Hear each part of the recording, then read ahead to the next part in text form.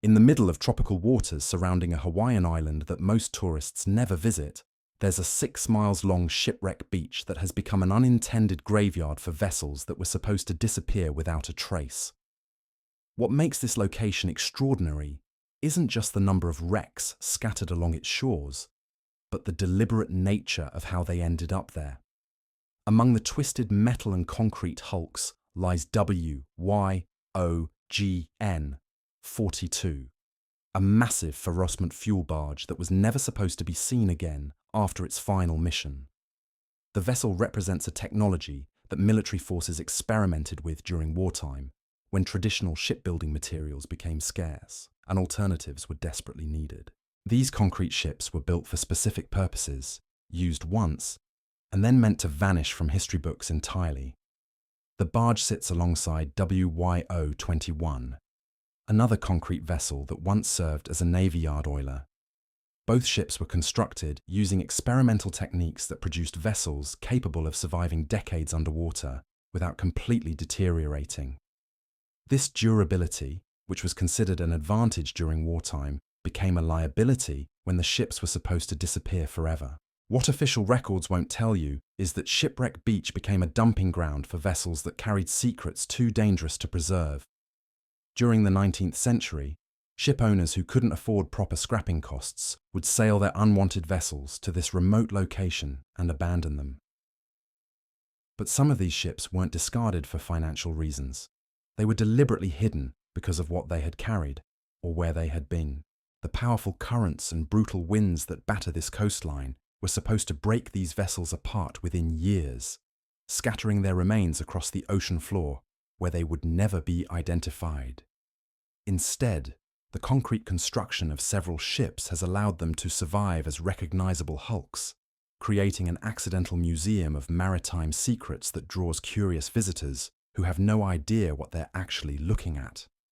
Moving south into the Caribbean waters, another abandoned vessel tells an even darker story of concealment and deliberate erasure.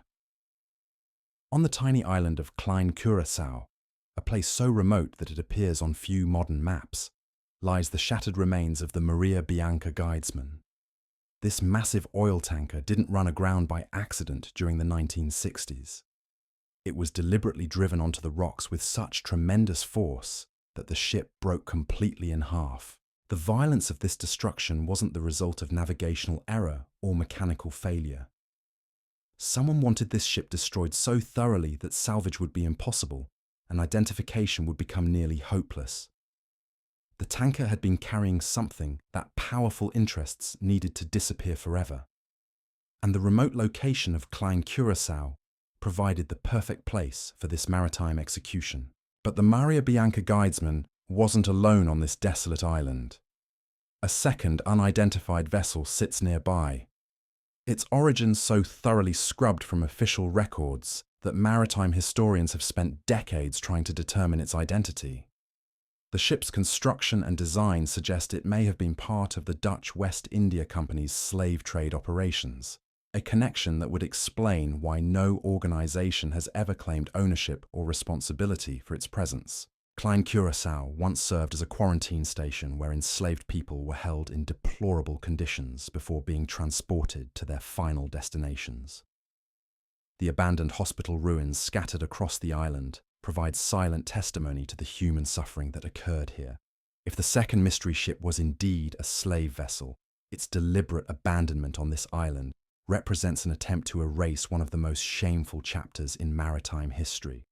The island's lighthouse, now empty and crumbling, once guided ships through these treacherous waters.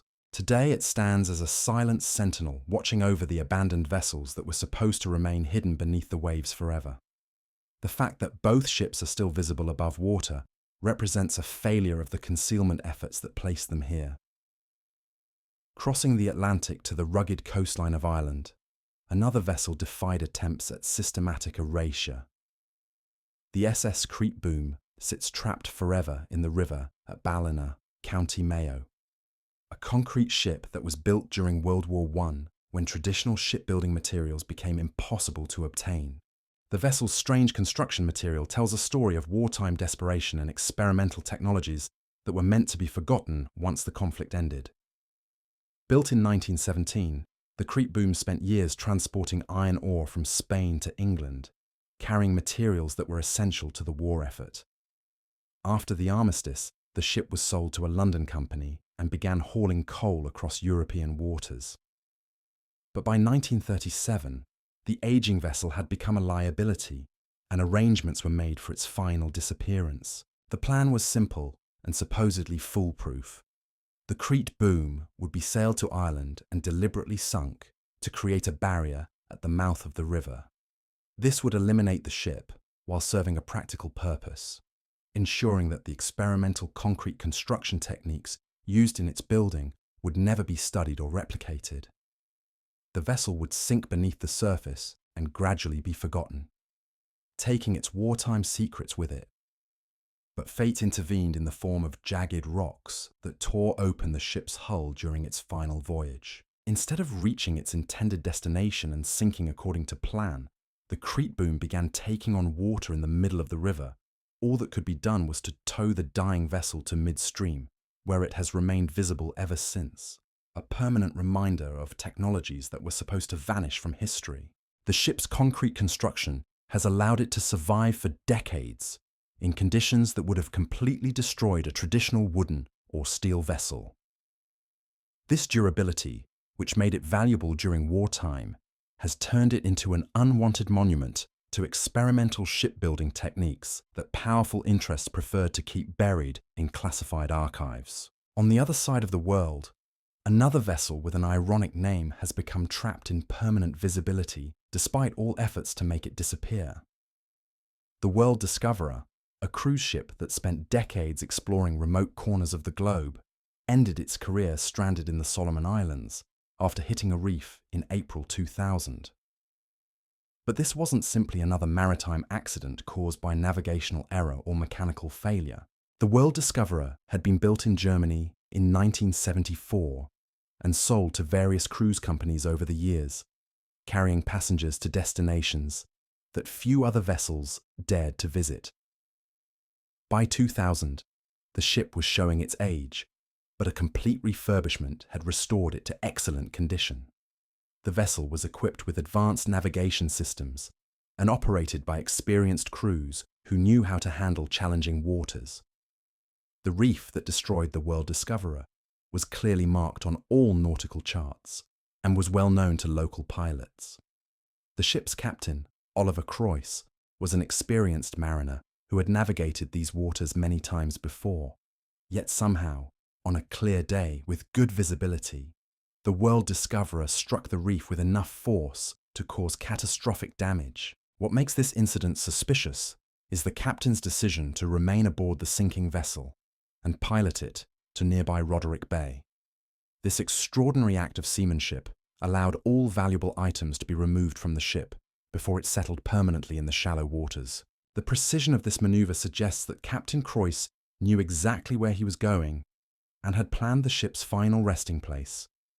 The World Discoverer now sits in plain sight, easily accessible to anyone with a small boat and a desire to explore. This visibility was never supposed to happen. The ship was meant to sink in deep water, where it would disappear forever, taking with it whatever secrets it had accumulated during decades of traveling to remote locations where few witnesses existed.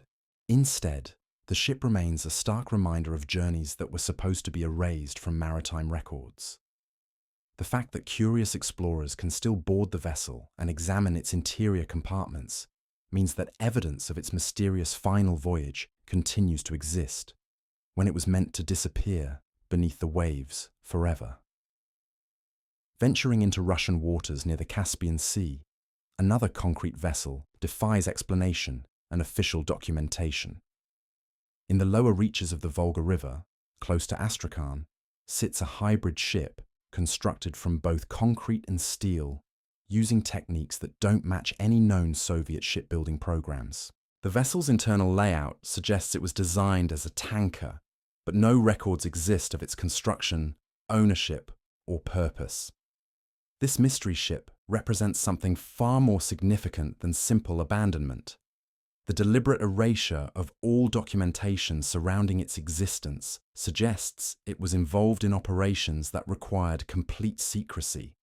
During the Cold War era, numerous vessels were built for classified missions that left no paper trail. When these operations concluded, the ships themselves became liabilities that needed to disappear. The concrete sections of this Russian wreck have begun crumbling, exposing the steel mesh framework that holds the structure together. Water has flooded the lower decks, making exploration dangerous, but not impossible. The fact that the vessel remains completely unguarded allows brave individuals to board and document what they find, creating a permanent record of something that was supposed to remain invisible. What makes this wreck particularly intriguing is its hybrid construction method. The combination of concrete and steel wasn't commonly used in legitimate shipbuilding programs, suggesting this vessel was part of experimental projects that operated outside normal maritime oversight. The technology appears to have been tested and then abandoned, with the ship left to rot as evidence of failed experiments. The location near Astrakhan is significant because this region served as a testing ground for unconventional naval technologies during the Soviet period. Ships built here often carried out missions in the Caspian Sea that remained classified for decades. When these programs ended, the vessels involved were supposed to be completely dismantled, their remains scattered to prevent any reconstruction of their capabilities. Crossing back to American waters, the story becomes even more bizarre with the discovery of a yellow submarine trapped in Coney Island Creek in New York City. The Questa 1 represents the dreams and ambitions of Jerry Bianco, a man who built this 45-foot vessel entirely by himself in Brooklyn during 1967. But the submarine's current state of abandonment tells a story of deliberate sabotage and systematic suppression. Bianco constructed his submarine from salvaged materials with the stated goal of exploring the wreck of the SS Andrea Doria, an Italian passenger liner that had sunk near Nantucket Sound 11 years earlier.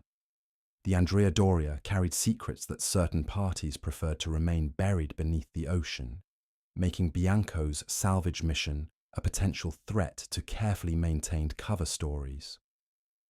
The submarine never got the chance to reach its intended target.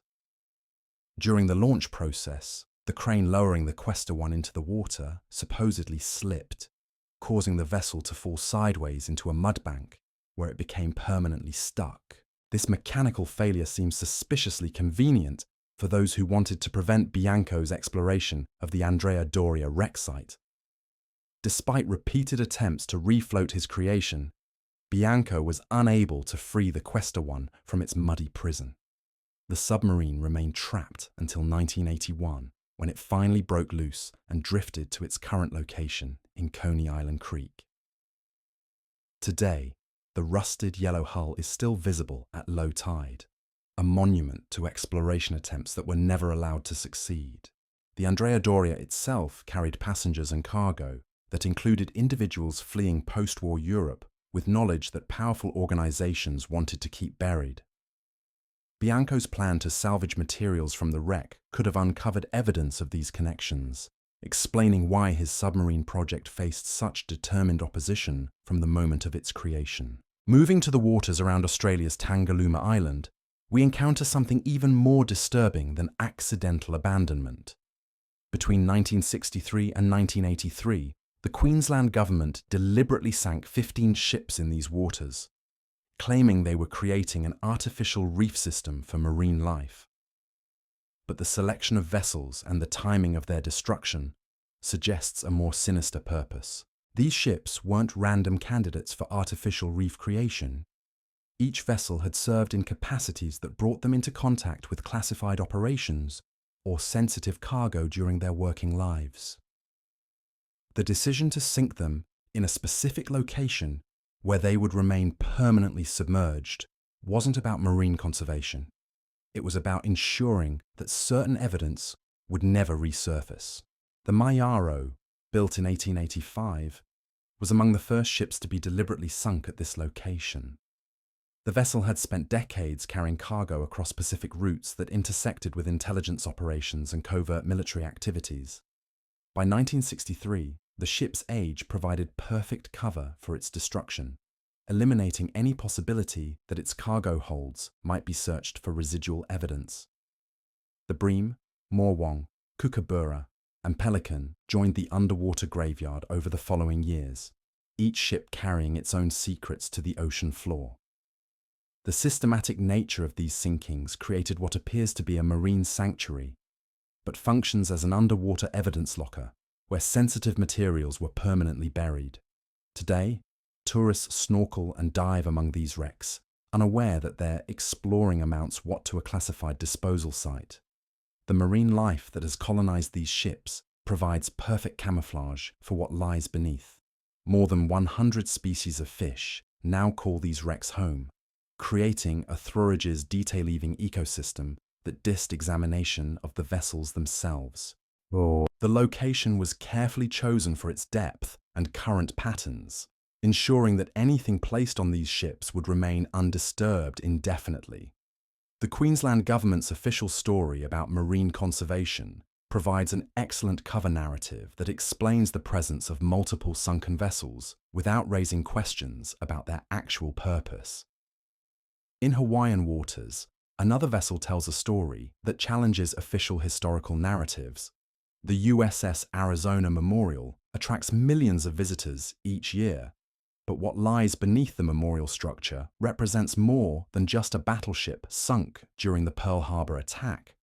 The Arizona carried materials and personnel whose presence in Hawaii was never supposed.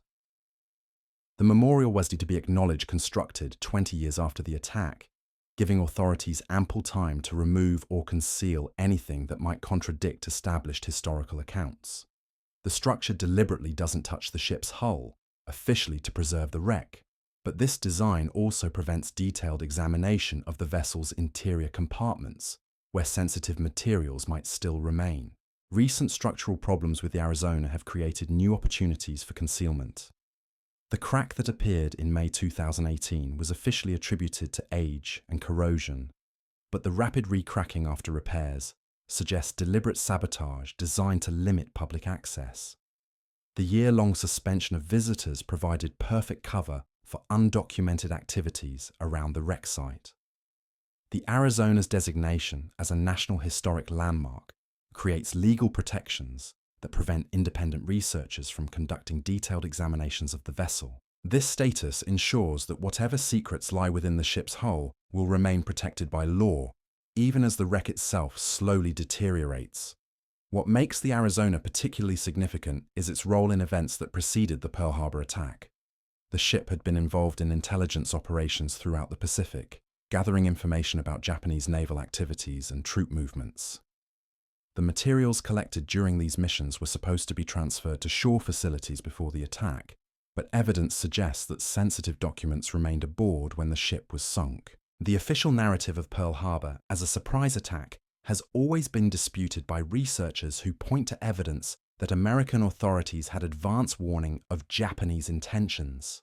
If such evidence exists aboard the Arizona, the memorial structure provides perfect protection against its discovery, while maintaining the appearance of honoring fallen servicemen. The deteriorating condition of the Arizona serves another purpose beyond preventing detailed examination. As the ship slowly collapses, any remaining evidence becomes increasingly inaccessible, ensuring that sensitive materials will eventually be destroyed by natural processes rather than deliberate intervention. Time itself becomes the ultimate concealment mechanism. Moving to European waters, we encounter the TSS Duke of Lancaster, a vessel whose abandonment tells a story of systematic legal manipulation designed to prevent its secrets from ever reaching public attention. The British Railway steamer operated throughout Europe between 1956 and 1979, but its final decades of service involved routes that brought it into contact with intelligence networks and covert operations that spanned the Cold War period. When the Duke of Lancaster's ferry service was withdrawn in November 1978, the timing coincided suspiciously with the conclusion of several classified European operations. The ship had spent years travelling between ports, where sensitive personnel and materials were regularly transferred, making it a potential repository of evidence that certain parties preferred to eliminate.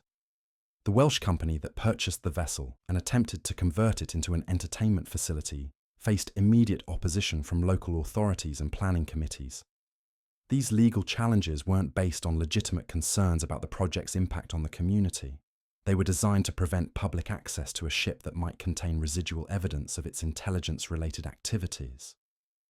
The prolonged legal battle that lasted until 2004 served multiple purposes. It kept the ship tied up in bureaucratic proceedings, while allowing time for any sensitive materials to be quietly removed. The constant delays also ensured that potential witnesses to the ship's covert activities would age, die, or forget crucial details before they could be questioned.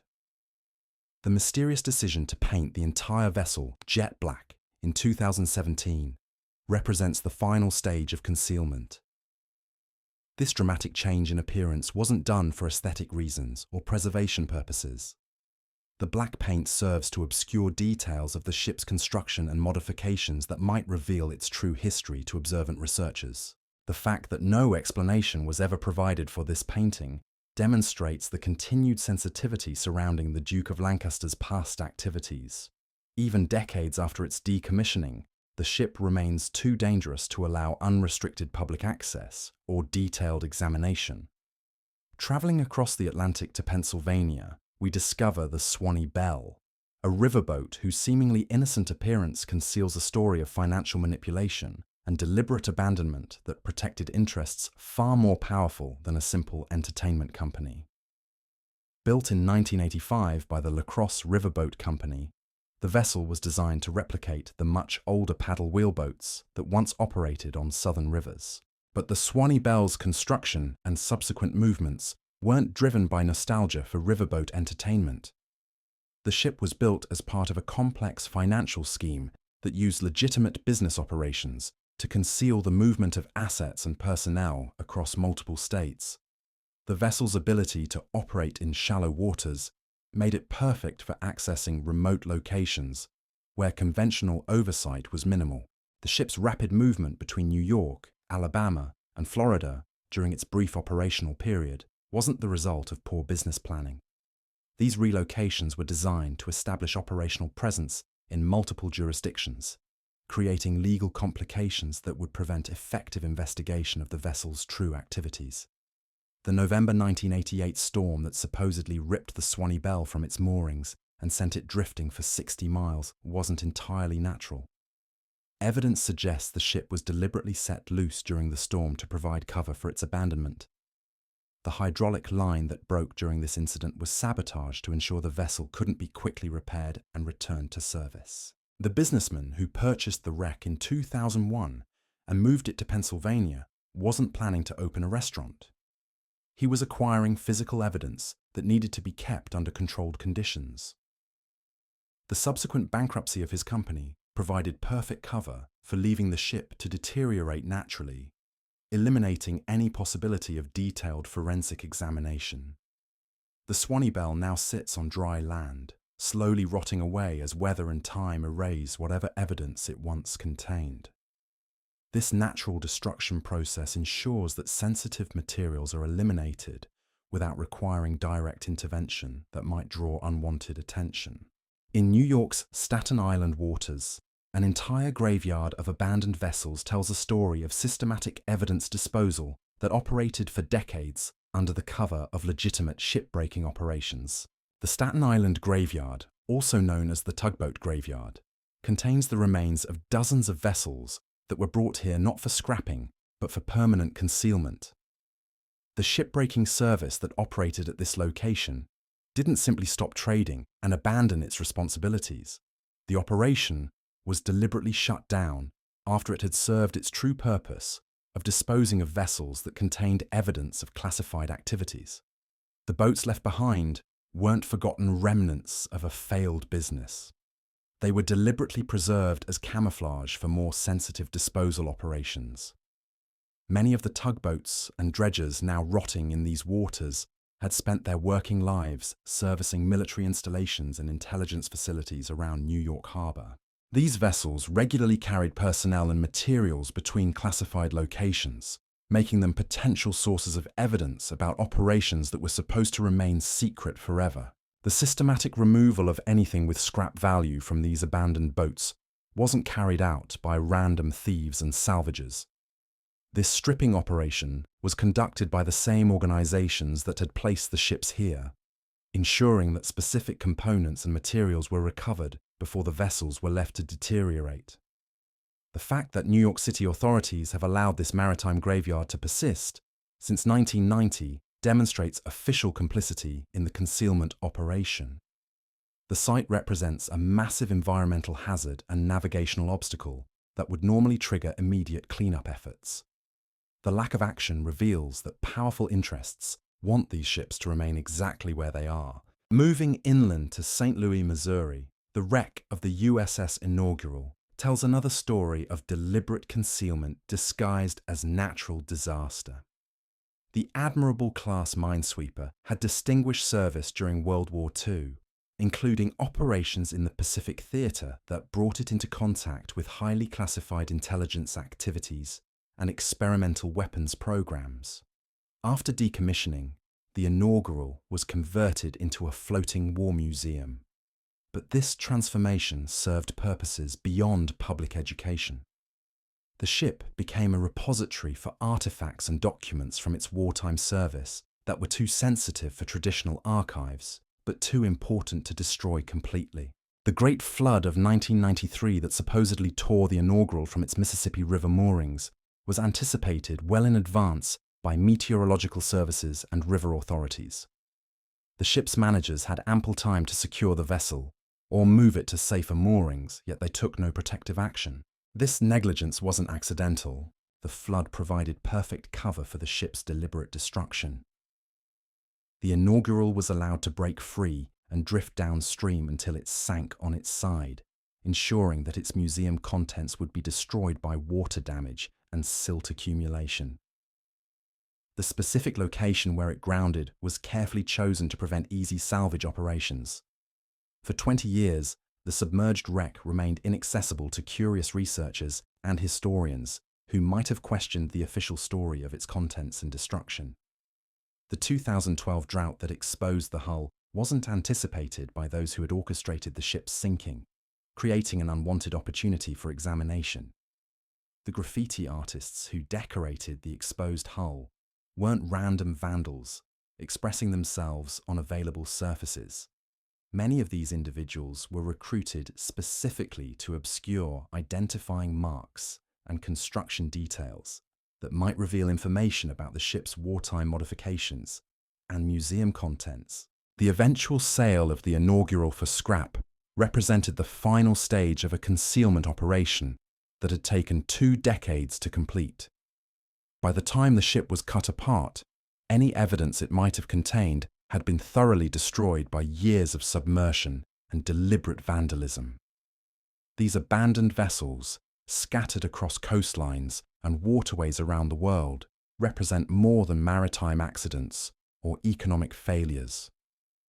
They are the visible remnants of systematic concealment operations designed to eliminate evidence of activities that powerful organizations preferred to keep buried beneath the waves.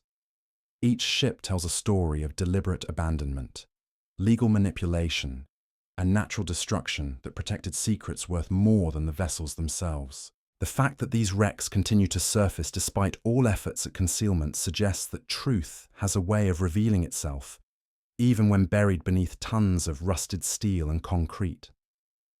The patterns of abandonment, the timing of legal challenges, and the systematic removal of documentation all point to coordinated efforts to erase specific chapters of maritime history.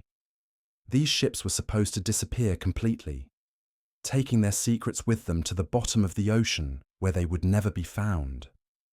But the ocean keeps its own schedule, and time reveals what was meant to remain hidden forever.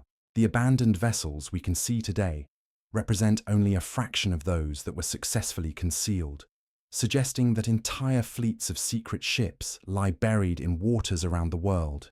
their stories waiting to be discovered by those brave enough to look beneath the surface of official history. The systematic patterns of concealment become even more disturbing when we examine vessels that were abandoned in locations specifically chosen for their remoteness and inaccessibility. These ships weren't simply left to rot where they happened to fail. They were deliberately transported to places where discovery would be nearly impossible, their final resting spots selected with the same precision used in classified military operations. Deep in the Russian wilderness, near the mouth of the Volga River, investigators have documented the presence of multiple concrete vessels that exhibit construction techniques unknown to mainstream Soviet shipbuilding programs. These hybrid ships, built with combinations of materials that appear nowhere in official technical manuals, represent experimental technologies that were supposed to be completely eliminated after testing concluded. The vessels show signs of deliberate damage that goes far beyond normal wear and deterioration. Hull sections have been systematically breached, internal compartments flooded in specific patterns, and identifying markings removed with industrial precision. This destruction wasn't caused by natural forces or accidental impact. Someone invested considerable time and resources in ensuring these ships would never reveal their original purposes. What makes these Russian wrecks particularly significant is their proximity to facilities that conducted classified research during the Cold War period. The Caspian Sea region served as a testing ground for technologies that operated outside normal oversight, including vessels designed for missions that left no official documentation. When these programs ended, the ships themselves became evidence that needed to disappear. The concrete construction that was supposed to ensure these vessels would sink and dissolve has instead preserved them as permanent monuments to failed concealment efforts. The durability that made them useful for secret operations has turned them into unwanted reminders of activities that powerful organizations spent decades trying to erase from history. Moving to waters closer to populated areas, we discover that even ships abandoned in plain sight can hide extraordinary secrets. The yellow submarine trapped in Coney Island Creek represents more than one man's failed attempt at treasure hunting.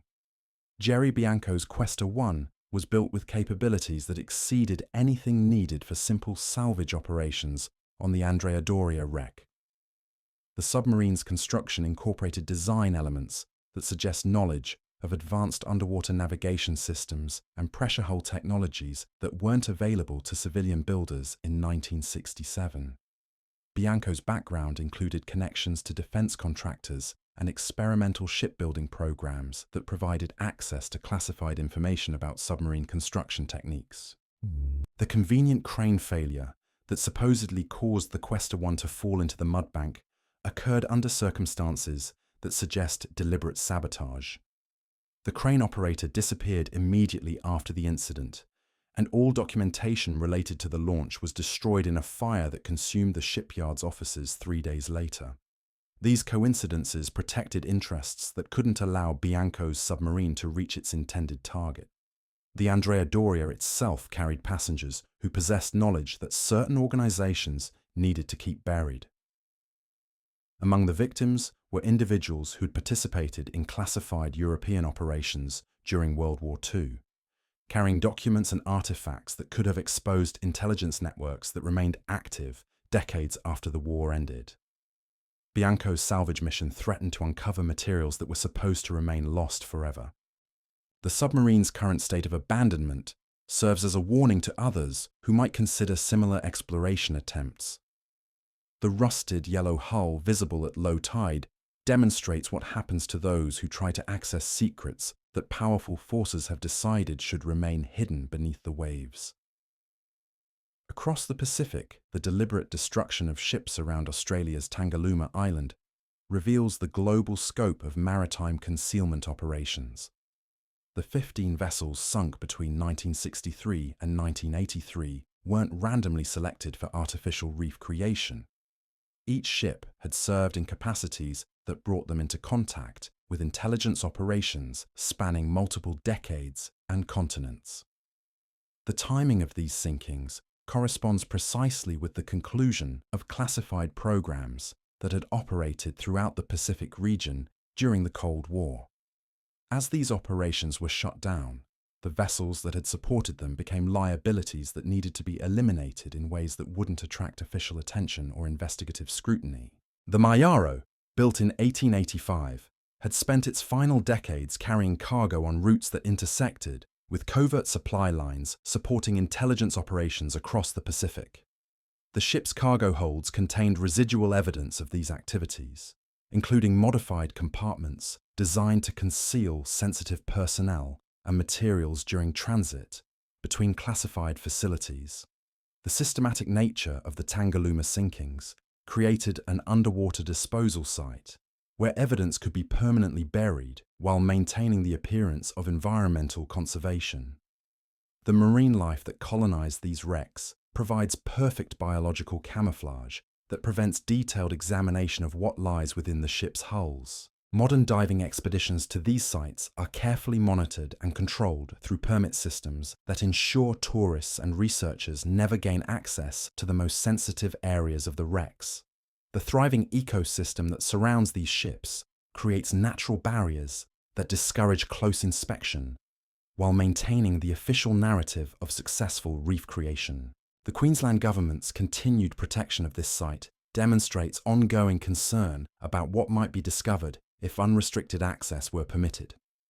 Decades after the ships were sunk, their contents remain sensitive enough to require active concealment through bureaucratic and biological means. In Hawaiian waters, the USS Arizona Memorial serves multiple purposes beyond honoring fallen servicemen. The structure that spans the sunken battleship creates a controlled environment that prevents independent examination of the vessel's interior compartments, while maintaining the appearance of respectful preservation. The Arizona's role in pre-war intelligence operations throughout the Pacific brought it into contact with classified materials and personnel whose presence in Hawaii was never supposed to be officially acknowledged. The ship served as a mobile command center for operations that gathered information about Japanese military capabilities and intentions months before the Pearl Harbor attack occurred. Recent structural problems with the memorial have provided opportunities for undocumented activities around the wreck site. The cracks that appeared in 2018 weren't simply the result of age and corrosion. They were deliberately created to justify restricted access while sensitive materials were removed from compartments that had remained sealed since 1941. The year-long suspension of public visits allowed teams of specialists to conduct operations aboard the Arizona that would have been impossible with tourists and researchers present. The official explanation of safety concerns provided perfect cover for activities that had nothing to do with structural repairs or visitor protection. The Arizona's contents represent evidence of intelligence failures and cover-up operations that preceded America's entry into World War II. Documents and materials aboard the ship could expose the true extent of advance warning about Japanese attack plans and reveal why this information wasn't acted upon to prevent the Pearl Harbor disaster. The memorial's legal protections as a National Historic Landmark create permanent barriers against independent investigation, while the ship's deteriorating condition ensures that sensitive materials will eventually be destroyed by natural processes rather than deliberate intervention. Back in European waters, the TSS Duke of Lancaster's decades-long legal entanglement tells a story of systematic manipulation designed to prevent public access to a vessel that participated in Cold War intelligence operations across Europe. The ship's ferry routes during the 1960s and 1970s provided perfect cover for transporting personnel and materials between classified facilities in multiple countries. These 10 abandoned vessels represent more than maritime mysteries or bureaucratic failures. They are physical evidence of a systematic pattern of concealment that spans continents and decades, proof that powerful organizations have consistently worked to erase specific chapters from our understanding of maritime history. Each rusted hull and concrete remnant tells the same story. Truth has a way of surfacing, even when buried beneath tons of steel and decades of official denial. The ships that were supposed to disappear forever continue to emerge from their watery graves, challenging us to question what other secrets lie hidden beneath the waves, waiting for the right tide to reveal what was never meant to be found.